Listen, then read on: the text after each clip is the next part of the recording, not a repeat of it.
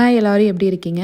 புதினாவை கொண்டு போய் பின்னாடி புதுசாக ஒரு தொட்டியில் வச்சா அது வேர் பிடிக்கிறதுக்கு முன்னாடியே எழில் என்ன பண்ணிடுறான், பிச்சு வீசிடுறான். இந்த டைம் என்ன பண்ணியிருக்கேன், கொஞ்சம் வேர் வர்ற வரைக்கும் தண்ணியில் போட்டு வைக்கலான்னு வச்சுருக்கேன்.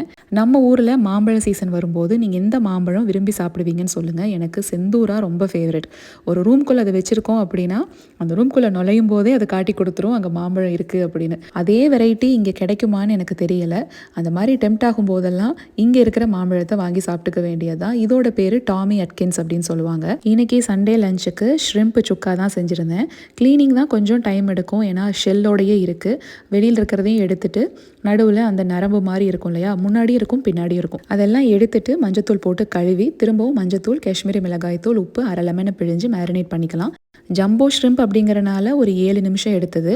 சீக்கிரமாகவே வெந்துடும். ரொம்ப நேரம் சமைச்சோன்னா ரப்பர் மாதிரி போயிடும். நிறைய மிளகுத்தூள் சேர்த்து இறக்கணும், அப்போ தான் நல்லாயிருக்கும். சரிங்க, நம்ம நாளைக்கு ஒரு ஷார்ட்ஸில் பார்க்கலாங்களா?